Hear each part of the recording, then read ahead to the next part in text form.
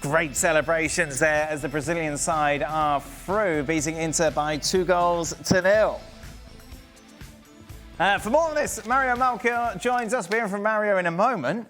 Hey, how did Fluminense do this? Well, I think let's start by giving Fluminense some credit in terms of what they did. The game plan was very clear to see. We're going to put numbers behind the ball. We're going to be organized. There's going to be a whole lot of work. We're going to sacrifice for each other. We're going to cover each other. All those things need to happen. And then when we get a chance to go forward, whatever those chances are, let's be opportunistic, let's be efficient, let's be effective. And Fluminense were that and more. If you look prior to those Lautaro Martinez chances late in the second half, the best chances in this game, even though Inter had most of the ball, fell to Fluminense. They were so good in understanding the moments in which they could go forward. There weren't many moments, but when they did, they posed a threat, and in fact, should have been up 2-0 at halftime, were not. And really, there was another goal that was called back because Ignacio was offside, the back post, barely offside. And you're thinking about, hold on a second, Inter has all of the ball, has all of the possession. How come Fluminense are far more goal dangerous? Well, I'll tell you why. Because Inter, I think they still haven't turned the page from the Champions League final. Right. I don't know if it's the early kickoff. I don't know if it was the heat. I don't know if it was the half-empty or more than half-empty stadium that didn't create the atmosphere that Inter was looking for. I don't know. I don't know if any of those things. But I can tell you this team was slow in possession, lethargic, careless with their possession. It felt as if they were walking around. There was no change of pace. It was very slow. The game had no speed whatsoever, which then allowed Fluminense to do the things that I just mentioned. Inter provided nothing to this game. And I would go as far as to say they were disinterested for long periods of time. And that, I think, is the scary part. You have a new manager in place. You have a bunch of players that have been very successful with this club. You come from having been humiliated in the Champions League final. You're thinking that maybe this is something that would generate some interest for this team in this competition. It's a knockout stage, and they had nothing. No juice, no life whatsoever, no soul in this performance from Inter. So, Mario, did Inter just not care? No, they did care, but I think, like what Ali also said, the things that he highlighted, Brazilians are very good, you understand? Like, even if we talk about the heat, right? They know how to play. They know how to really calculate you really well. They set back, allowed Inter on the ball, but what they did smart, they let the Vrij have the ball. He was too scared to dribble in because he was worried if I dribble in, I might get exposed because then I leave a big hole right in the middle of my defense. So sometimes he would dribble in and he couldn't release the ball. It was like they had a lot of possession, but they were just waiting for them. And the moment when they see the opportunity, they went through it. But the biggest things that, the little mistakes they had was between Darmian and Dumfries. I know the ball got deflected in the first goal, but there were a couple more moments. Even with the offside goal that Ali highlighted, the offside goal that they got given offside was again a hiccup between them two. So the thing was like at the back of Inter was not well. So then going forward, the first half, no danger at all. The second half, yes, we saw the opportunity of Martinez that he hit the post and stuff like that. But in the first half, they were not dangerous enough. Let's take a look, shall we, at what that means to the bracket. It's all starting to take place. Of course, Fluminense, the second Brazilian side to represent in the quarterfinals. Palmeiras will take on Chelsea. PSG will take on Bayern. Elsewhere, of course, we know it's Real Madrid against Juventus, Borussia Dortmund against Monterrey. And it's Fluminense taking on the winner of the Manchester City game tonight. You imagine City will win that. Ali, looking ahead to... I'm being presumptuous, I'm sorry. Looking at it, though, Ali, have Fluminense got what it takes to do something against City, or is Inter their kind of limit? Yeah, I think to ask Fluminense to be better than Manchester City, assuming that Manchester City gets there, it's a little too much from Fluminense. I look at a team like Fluminense that if you are objective in the way that they play, limited in what they can do in the attack. They depend on John Arias to create something for them from a shot from long distance, and they depend on maybe on Cano being somebody that can tap in a ball or type in a goal.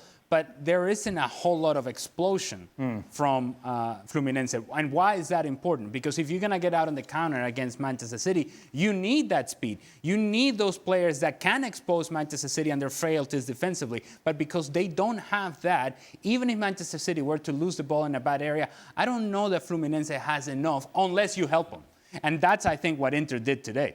They provided help to Fluminense. That first goal, Mateo Darmian, he goes to the player that is beyond the near post and leaves the player who's about to tap it in completely wide open. Doesn't make a play on the ball. Jan Sommer doesn't make a play on the ball. Denzel Dumfries doesn't make a play on the ball.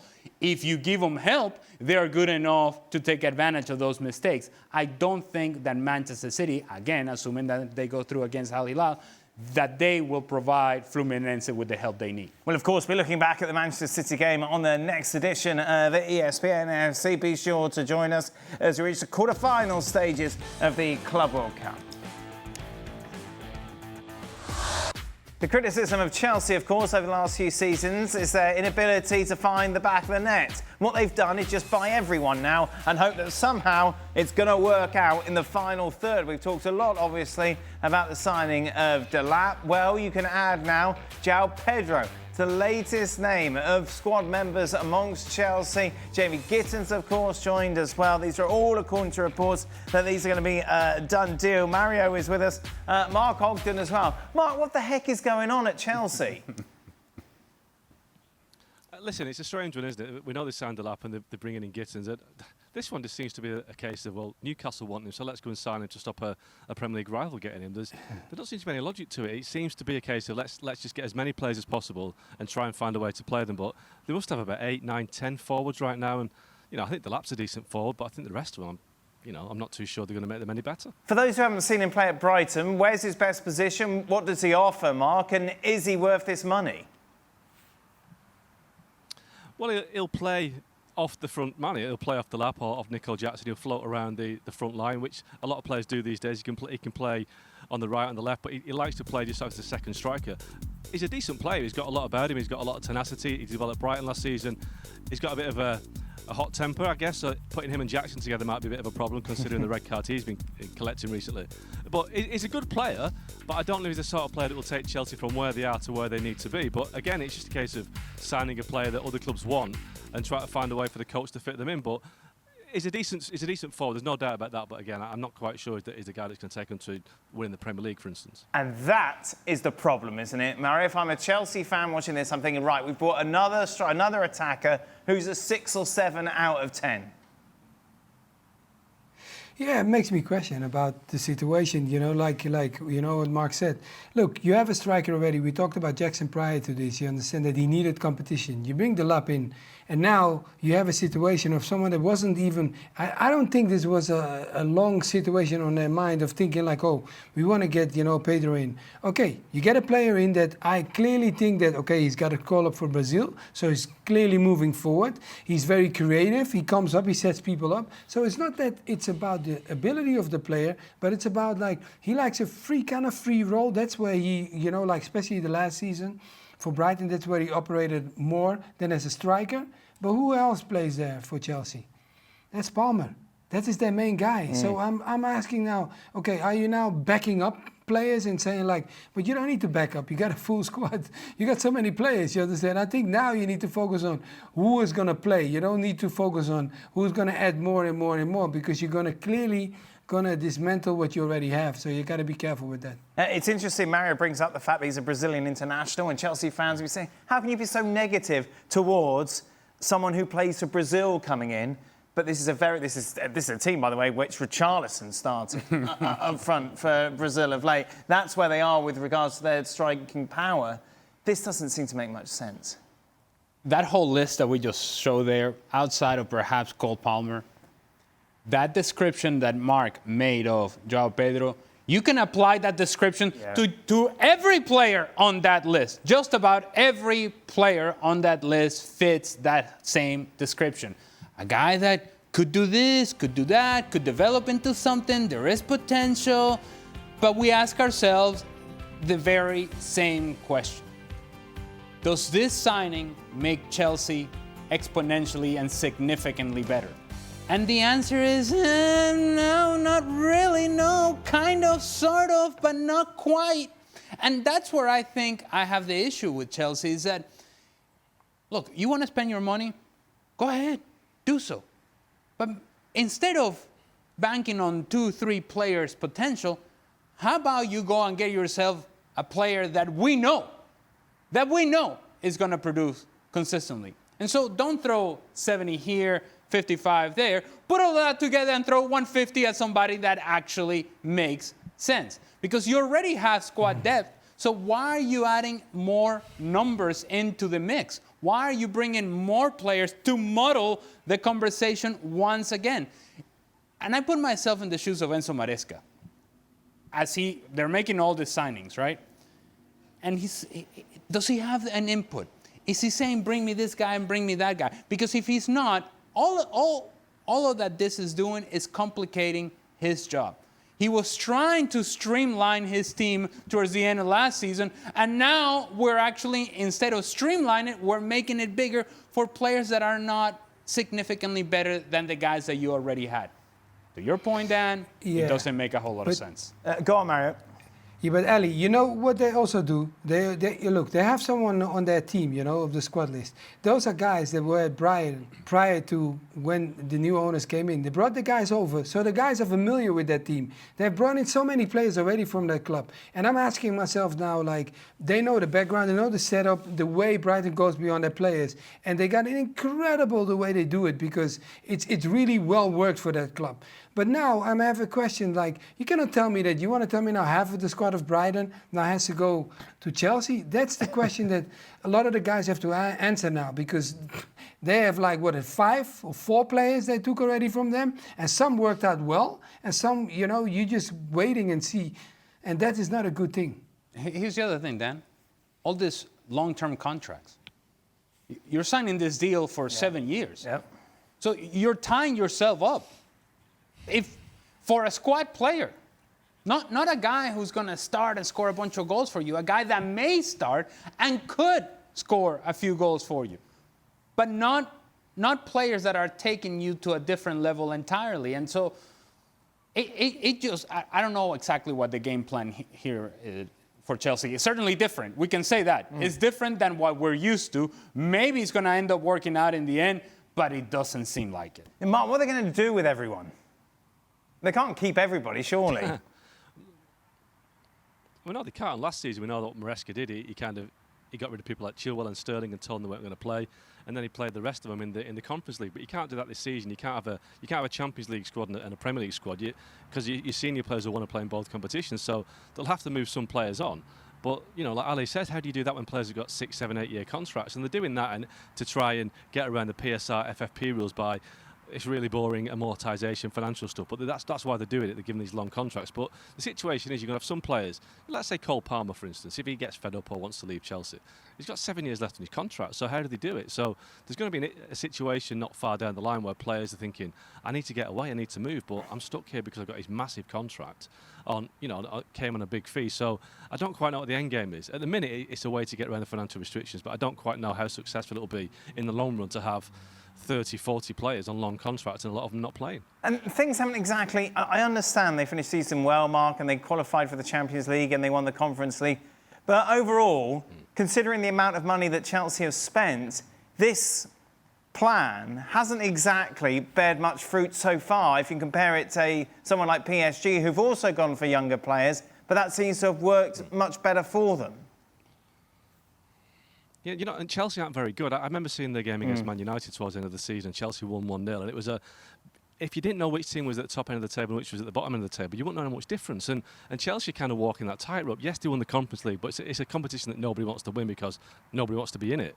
And they might get to the final of the Club World Cup, but again, it's a competition that they're only in because they won the Champions League 4 years ago. So Chelsea aren't a very good team, and next season they could fall off because they've got a lot of players in that squad who are potential players, and a lot of potential players never seem to make it. You know, if you sign 10 young players, you're very lucky if 3 or 4 come through. Now, Chelsea have got a lot of those players, so I don't quite know where it goes. And people saying, "Oh, they're doing really well in the Club World Cup. They're showing some great performances. Maresca's plan is beginning to bear fruit." It's a lot of rubbish because playing at this stage of the season, when you're playing in the summer, you know, at the end of the season.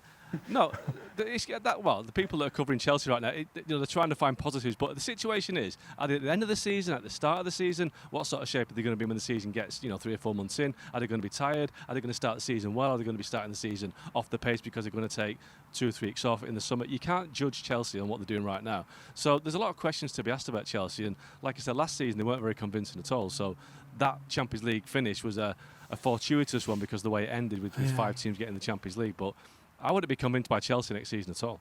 Mario? Yeah, my biggest question is what Mark also said, all the points that he's highlighting. But my question is, how much input does Maresca has in the players that are coming to their club? Because now it feels like, like remember when we started, you understand? They started buying, and now it almost looks like, are the guys that recruit the players, are they more saying what they want instead of what the coach wants? Because some of the questions, you also have to remember that the things that he wants, are they coming to the club? Because I clearly have seen like the guys that he left out, you understand? So the players like the Sterlings and, there are so many in that team that don't fit his criteria anymore. But now they're bringing in others and you don't want it to happen again because now, they are quality players at their club. But are they fit to play the system that he wants to play? And if it's not, it just becomes so many numbers at a club that is too big, I think, to fail. And when can we expect a bid from Chelsea for Marcus Rashford, Mark? Well, he's too old. Because, all joking aside, they sign players who are 24 years and younger, so they're not signing Marcus Rashford. But, if they do want to sign Marcus Rashford, they'll have to get in a very long queue of clubs who want him. No, that's a joke. No, listen, the situation with Rashford... That, ladies and gentlemen, is a Mark Ogden joke. Woo! There it is. Oh, my. Yeah. No, he's here all week. Listen, the situation...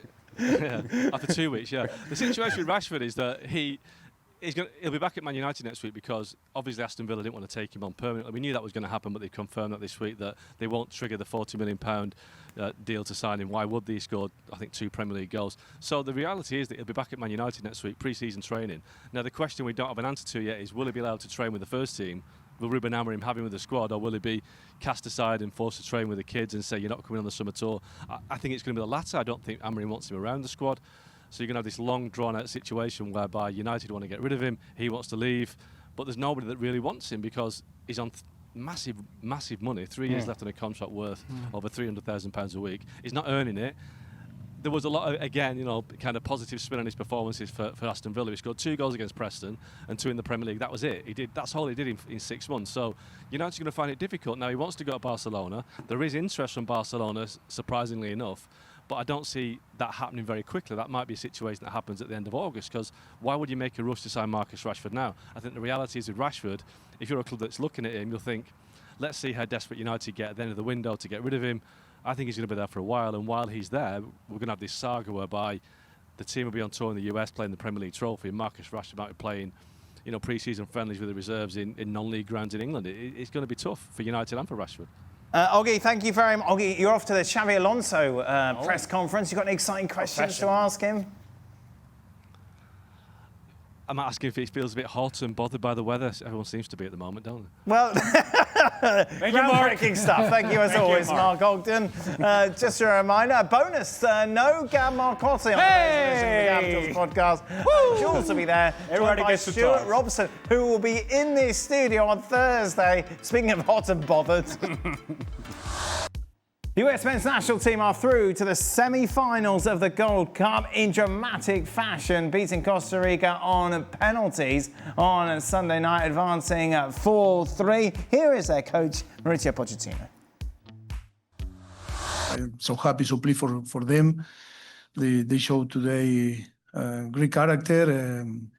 I think it's good for this group of players to have this type of experience and seeing is like I said, it's really important, but it's priceless because that is the reality when you go on a big tournament.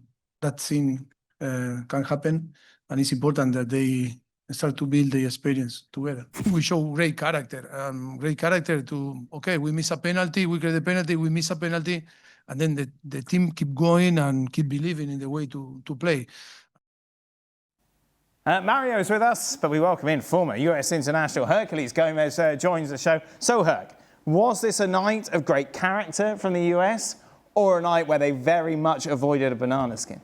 Both. I did think they showed great character. This is probably the best the U.S. men's national team has played in this tournament, and they beat Haiti 5-0. But even in that game, it was a lot of Haiti errors, a lot of them just coming across defensive mistakes and putting the ball in the back of the net, not really showing you too much. And it's very difficult to try to get something out of a game like Haiti. Tonight, I actually do think they showed great resilience. I do think they showed some very good things. Tobago that they What did I say, Haiti? I'm sorry. Trinidad and Tobago, you're absolutely right. 5-0. Herc has just phoned in from Las Vegas, especially for this show.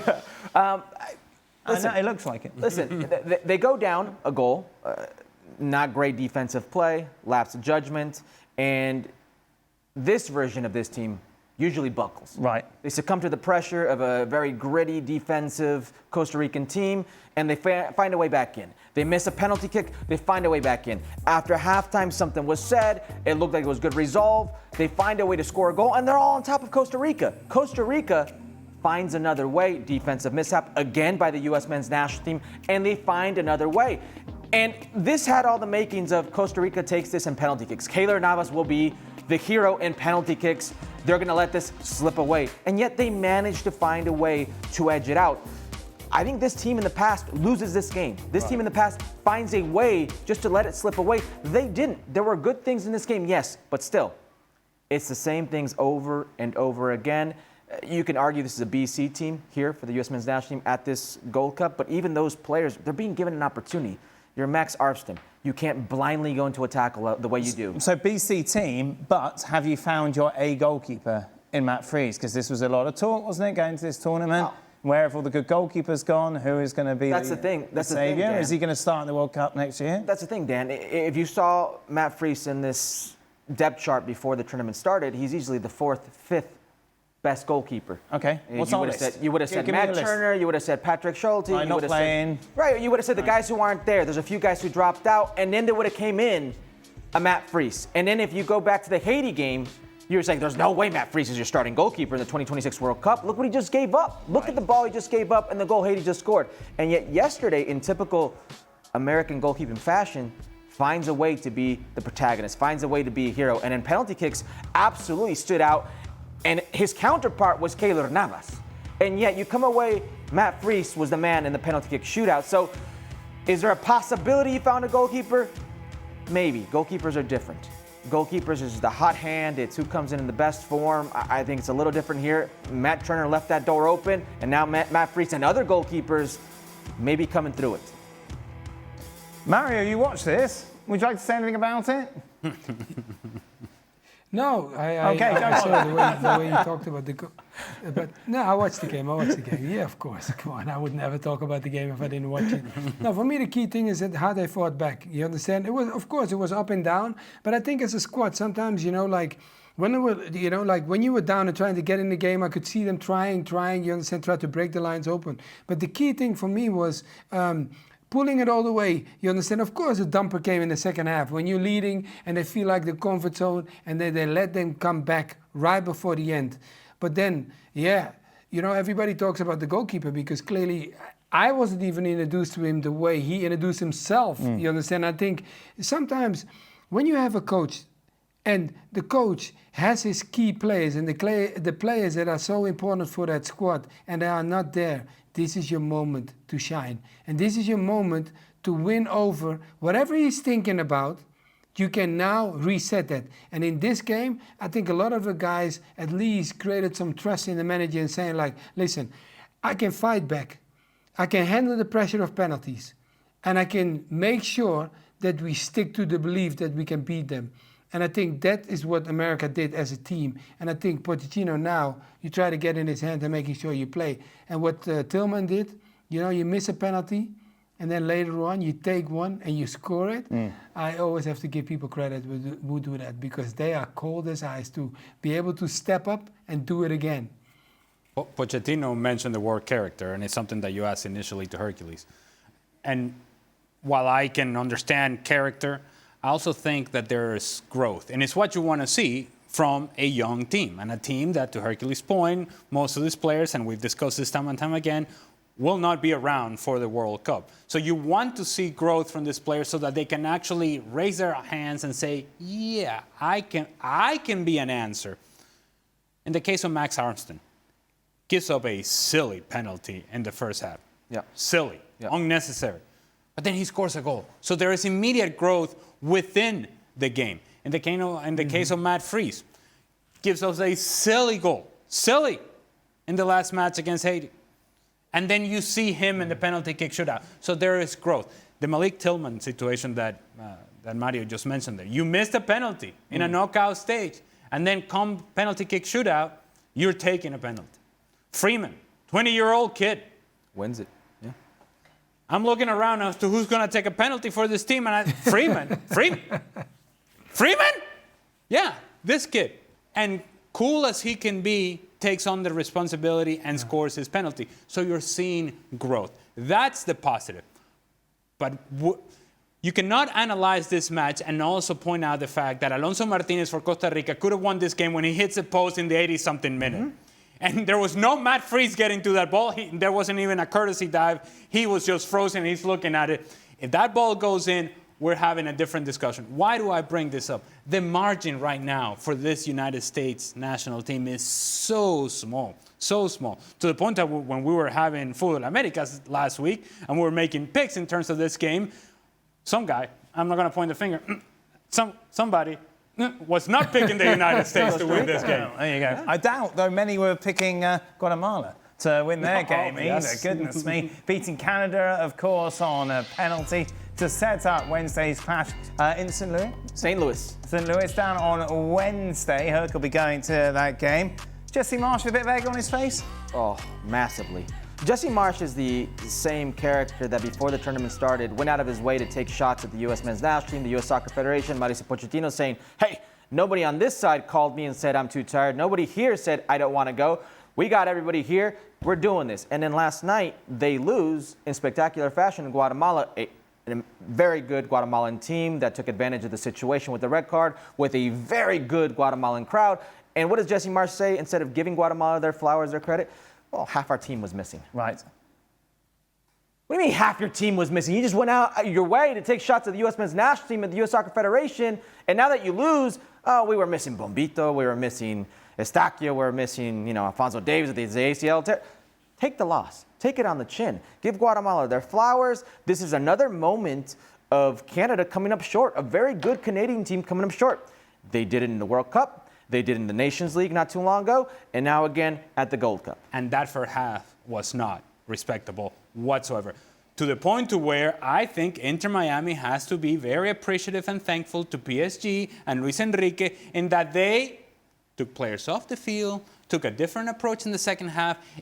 And that same preview, I told you that this match was up to PSG and whatever PSG wanted to do with it. They were up for nothing. And if they had gone on and pushed it in the second half, it would have gotten out of control. What I don't appreciate, and this is the part that drives me crazy, having been a player in Major League Soccer for a number of years, it drives me insane. When the narrative is the pride that Inter Miami showed in the second half, the competitive spirit, this had nothing to do with Inter Miami. It had to do with PSG deciding that, you know what, we're thinking about the quarterfinals. This game is already done. We know it's done. They know it's done. And so we're going to make this into a glorified training session. So to then sort of put out the messaging that, you know what, Inter Miami really made us proud in that second half. That is as close to nonsense as you can get. And also, MLS can learn from this. They can build from what they've seen in this tournament. What are they going to learn? Well, to spend more. That's where you're at. But we could have said that before this tournament. We could have said that 5 years ago, 10 years ago. Yeah, these moral this victories. Doesn't change anything, these moral victories are getting old for Major League. Did he really tell you to shut up? Pardon? Of course. Yeah. Look, these moral victories are getting old for Major League Soccer. Do you really believe that? What I will say man, here is. I think it was asking too much of Inter Miami. Right, I don't. No, just let me hear me out. Hear me out. Dan. Analysis. Oh, it's too much. It's not the analysis. It's just like, what did you? Why bother? What's the point? You've got 4 players who are your prime players that are nearing 40 years of age. Okay, you've got a salary cap of $5.9 million. You're right. You do this to yourself. Nobody asked you to put down a salary cap. Nobody asked you to have these stupid MLS mechanisms, these restrictions, and yet you go out there against the best team in the world, and to Ali's point, they let their foot off the gas. They could have really, really embarrassed this team. So much so that Messi himself, after the game, feels compelled to speak up about how proud he is of the effort, even though they're playing on a totally different level, a totally different league. They should never be anywhere near PSG. But that's where Major League Soccer is today, and they do it to themselves. Can they find ways to grow? Yes. Can they learn from this? Yes. No, but not. no. Yes, to spend.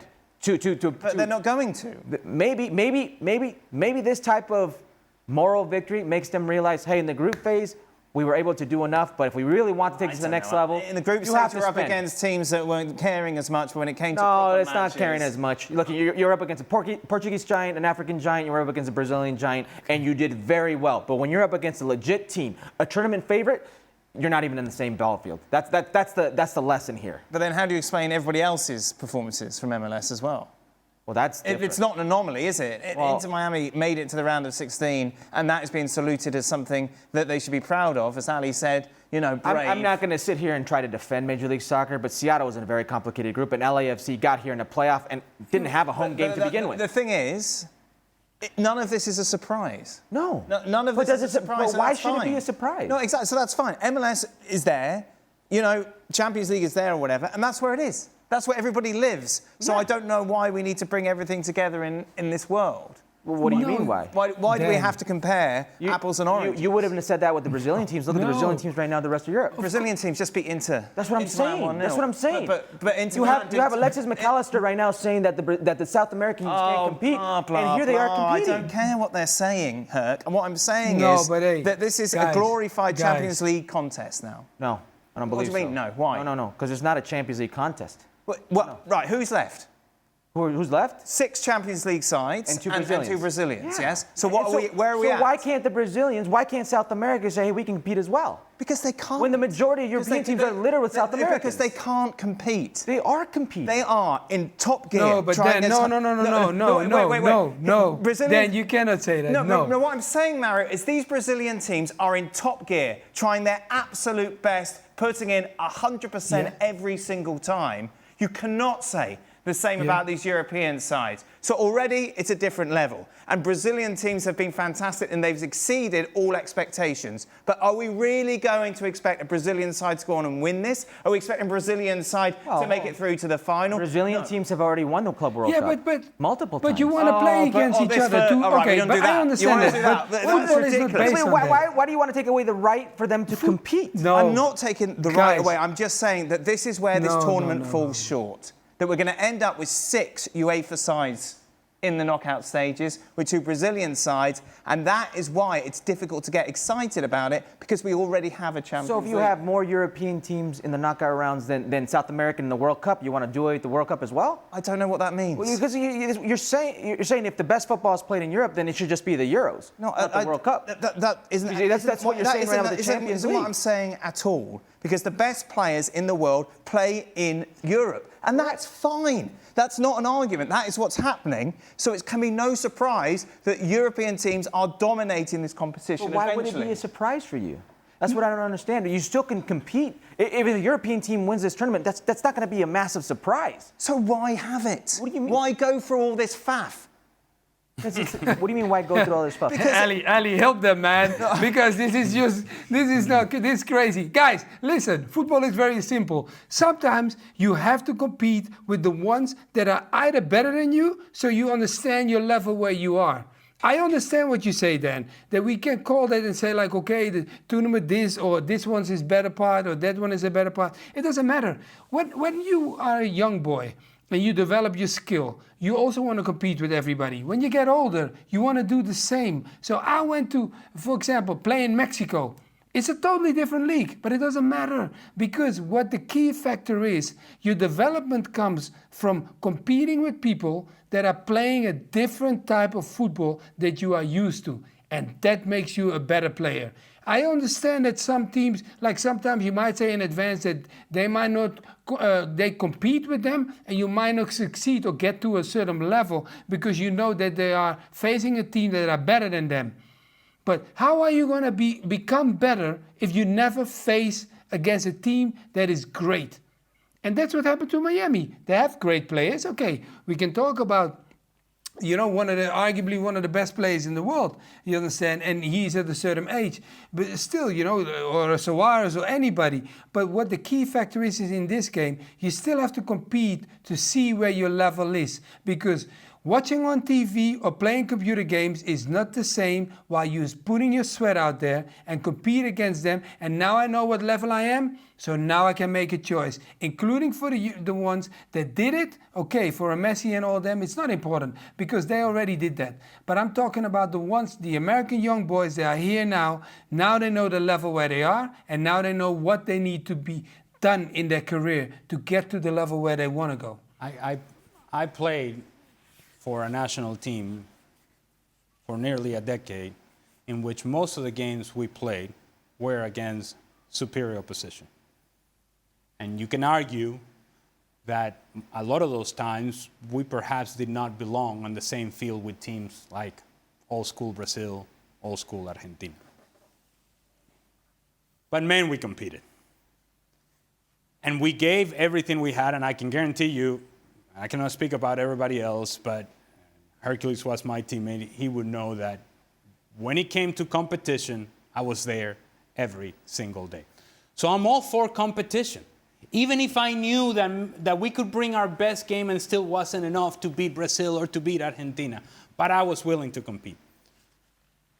My argument and my point about Inter Miami is that they were not even competing in the first half. It wasn't even competitive. Mm-hmm. They were not getting close to PSG. They were not completing passes. They were not passing the ball out of pressure. They were staying off of PSG, and it's like, man, we're not even going to get tight enough to PSG. Maybe we can't do it, or we just don't want to do it, because if we do that, we're going to get exposed. They play with a certain amount of fear in that first half. Those are the things that I'm talking about. I want MLS teams to have the chance to compete against teams like PSG for the points that Mario was just making. You need to know where you are and how much more do you need to grow in order to get to that point. But let's not, and again, that's a continuation of the second point I was making earlier, let's not diminish what that gap is by saying, let's be proud of what this team did in the second half. Mm-hmm. This game was not decided at any point by Inter Miami. Everything about this game was decided by PSG. I suppose it's something that we expected, but I expected Inter Miami to at the very least compete. And in the first half, they did not do that. You're an elitist. You're an elitist. Why? You're going against FIFA's own mission statement. Wow, I'm sorry for going against FIFA. Dear me. Is your problem with this tournament? Is your problem with the tournament that there's so many other tournaments that already exist? Why have this? Because if that's the argument, I would say get rid of the Nations League. Get rid of all these tournaments that don't mean anything. Don't do a Gold Cup every 2 years. There's so many different things we could do here, Dan. Absolutely on board. This makes sense. I've been absolutely on board for this tournament, and I want it to do well. Okay. Because it's a great idea. Yeah. There have been so many reasons, though, which have kind of been an argument against it. The half-empty stadiums, the poor pitches, the weather delays. Things like this just kind of snowball into a fan of the game kind of thinking, I think that's more of a U.S. thing, a North American thing, than it is a tournament thing. I really do, because nowhere else around the world will you have these weather delays. That's a very North American thing. Nowhere else around the world will you see grass fields laid over turf. That's a very North American thing. So while I agree with what you are saying, there are different things you could do to make this a better tournament.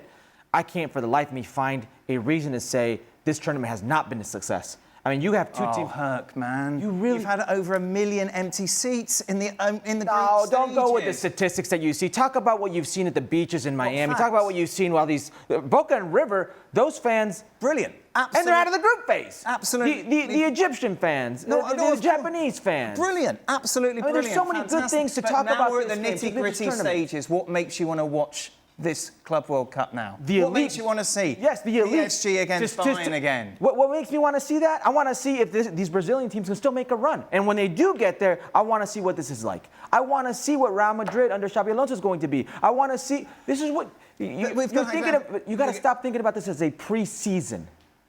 You got to stop thinking about it that way. The issue that I have, as great as it's been, I think now we're at a stage where you're kind of like, you've got these teams competing, but for the Europeans, it doesn't really matter? That's what you say. I see Bayern Munich, and I think it matters. I hear what Harry Kane says. Here's the problem. He thinks it matters. Here's the problem. This whole tournament, a lot of it has been made for the Europeans. That's why we're kicking off at stupid times. No one's watching in Europe. That's the World Cup as well. No one's watching it. That's every major tournament that are going to cater to a major market. Yes, but people watch the World Cup. People aren't watching this. Yeah, so when you blame the empty stadiums in North America, well, I can't believe that people don't show up at noon on a Wednesday. Why would that be? But you're zigzagging here. You're saying to me that you care about PSG against Bayern.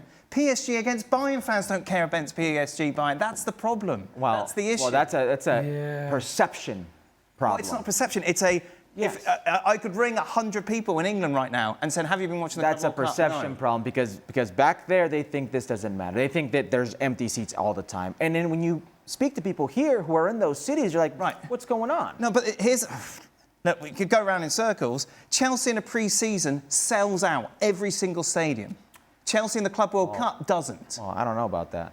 Because you want to build your career. You don't want to stagnate your career and stay where you are, at the level where you are. And Leverkusen, okay, the manager maybe left, a new one came in, Ten Hag came in, but it doesn't matter. You understand, as long as he plays him, he knows him. So you play, carry on what you've been doing, so you carry on with your development, and then he succeeds. But he's definitely going a step up from where he was.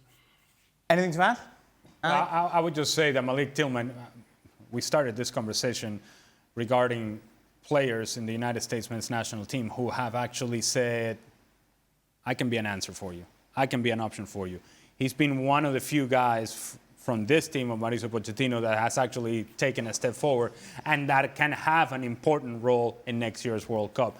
He has been really good, not just in taking the responsibility of the penalty after having missed one, but the overall performances of Malik Tillman, I think, have been one of the highlights of this group.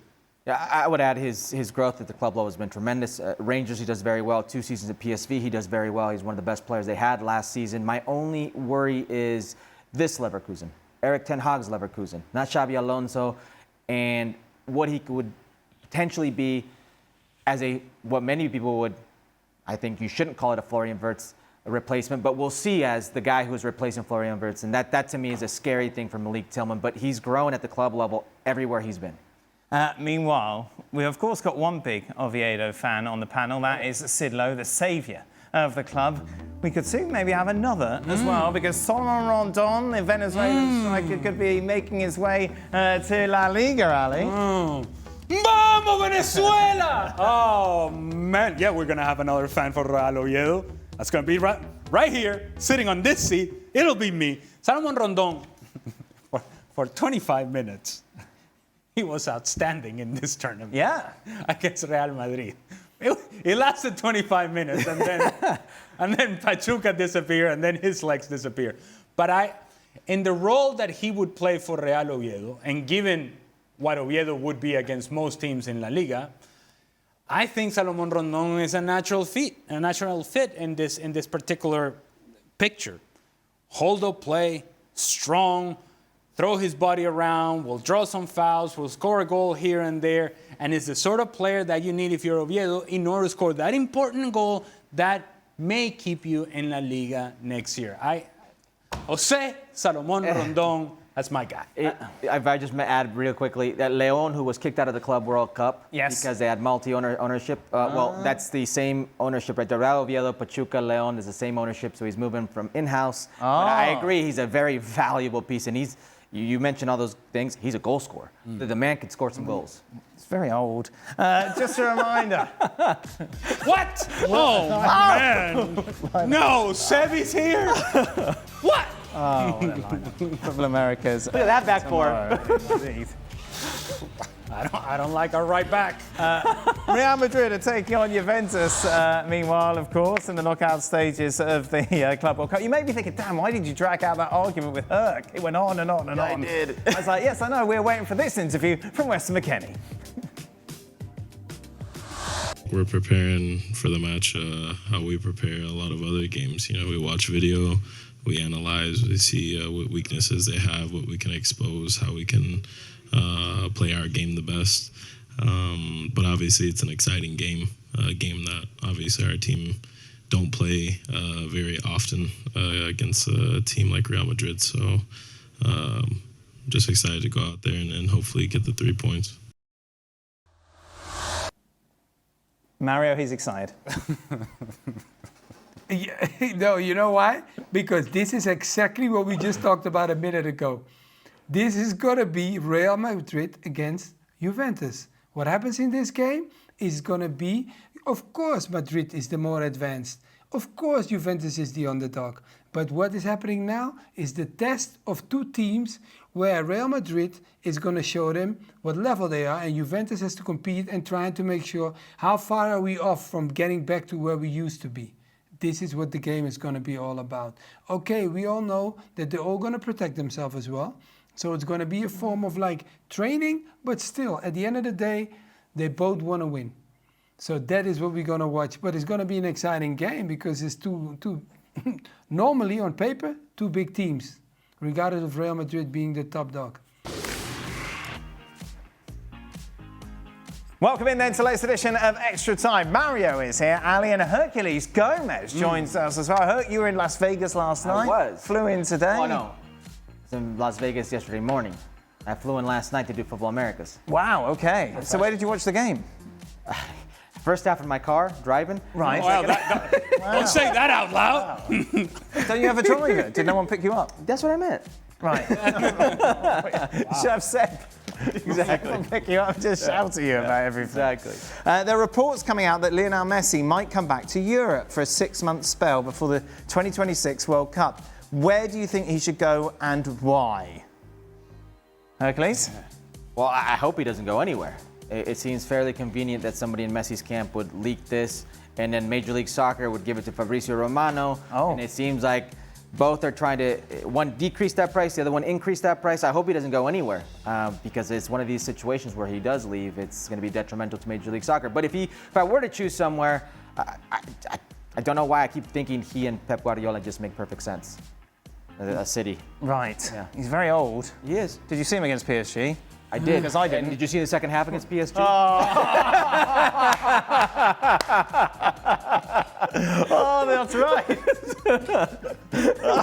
There we go. What gear were PSG in at that stage? Well, yeah, they were under substitutes about the. Lionel Messi is not going anywhere. No. He's got a comfortable gig at Inter Miami, and he's going to do what he needs to do, not necessarily for Inter Miami.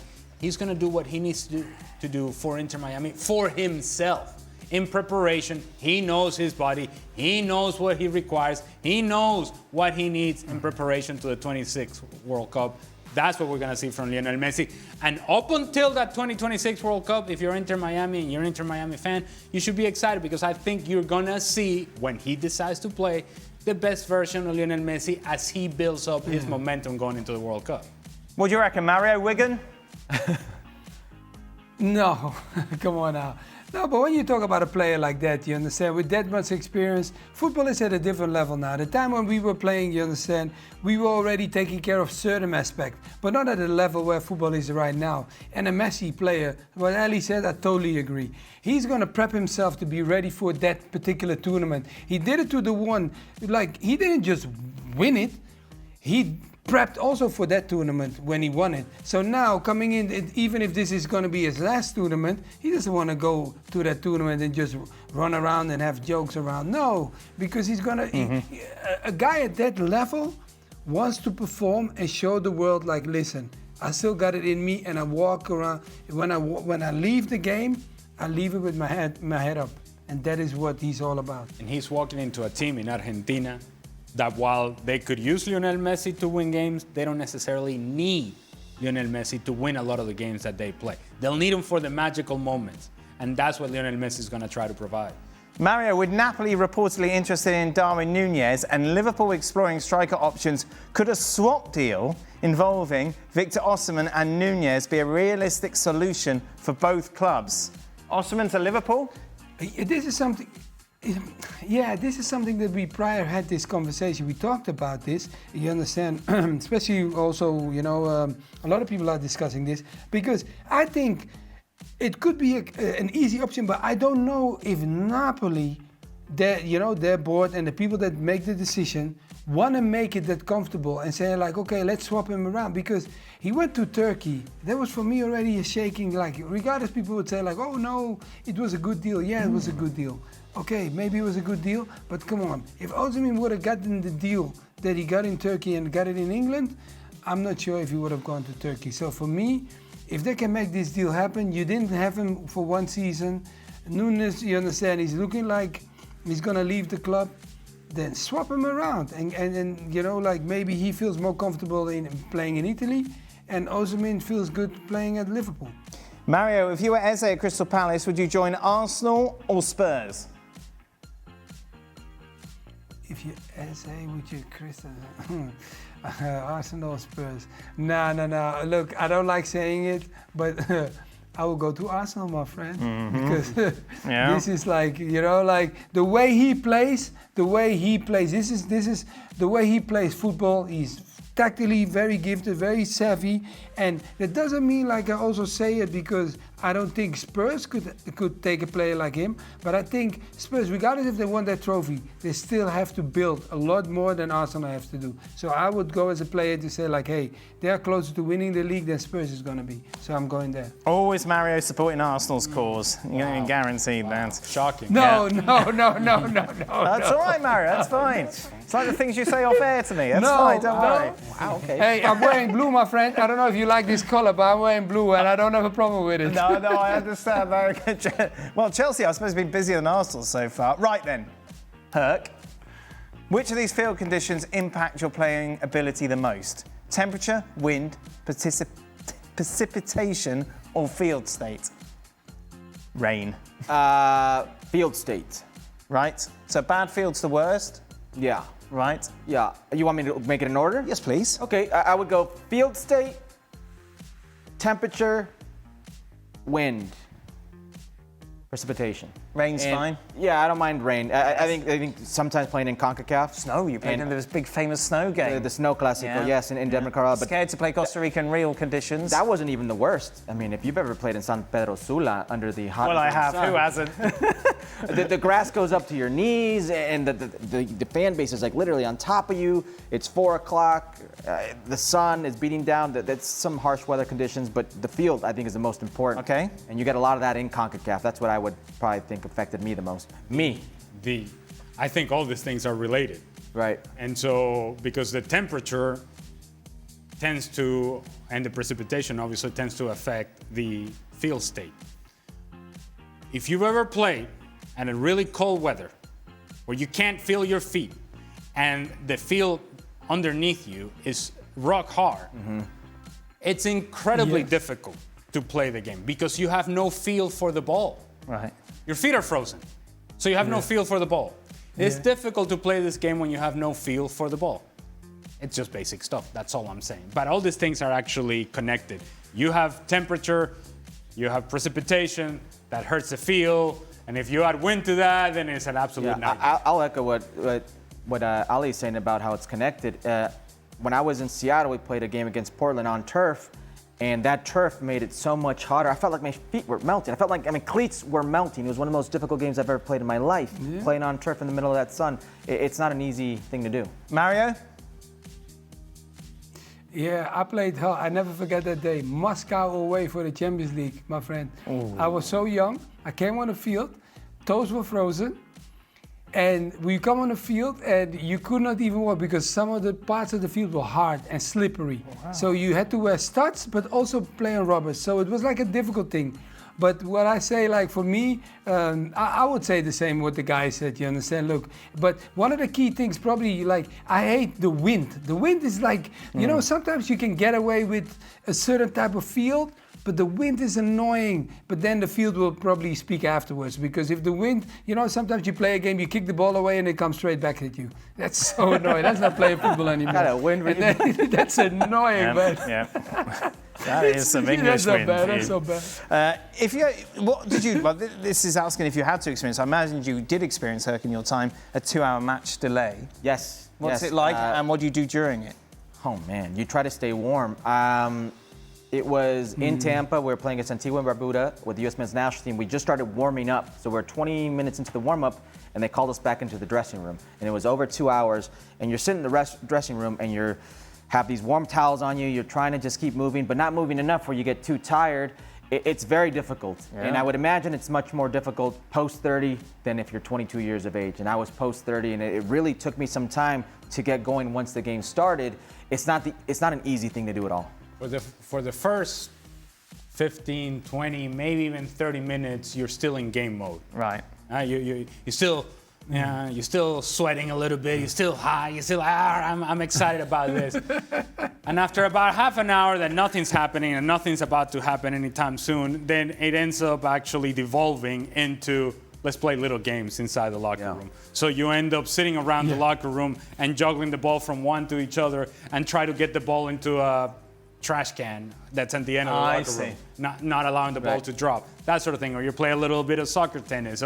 And then, you do that for half an hour and you're like, okay, well, now what? Yeah. The thing is, correct me if I'm wrong, but in Major League Soccer, they go in 30 to 45-minute increments until you get the next one. Hey, another 30. So like Ali was saying, so you got to keep going after so much time. It's very difficult. Mario, have you experienced weather delays?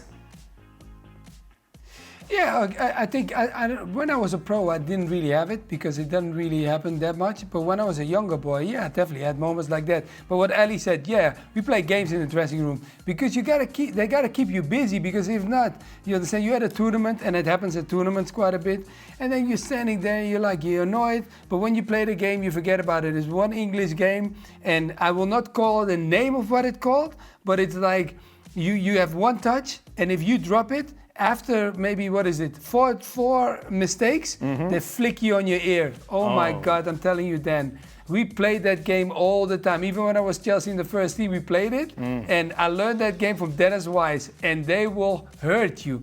Every time you make 4 mistakes, the whole group can flick you. Then your ear is red. And then you play the game again. Oh my God, we did it so many times. Someone on this panel would be quite an easy target for a game as well, wouldn't they? Don't drop the ball. All I got out of that was that Mario was terrible at this game. Well, that's all I got. Mario wakes up with cold Look at my sweats. ears. Look at my ears. I got no big ears, my friend. So I was good. I was Don't safe. touch Mario's ears. That's what we learned today. Very sensitive. ESPN FC returns to your screens tomorrow. We'll be reflecting on Manchester City in action tonight, plus Juve, of course, taking on Real Madrid. Football Americas will be tomorrow, huh? Yes, tomorrow and post-game on Wednesday. Wow, you're doing a lot at the moment. Woo. Ali's there too. I'm there Tuesday. Not Wednesday. Wow. Got something to tell you. It's like the midnight one. You didn't know that. Exactly.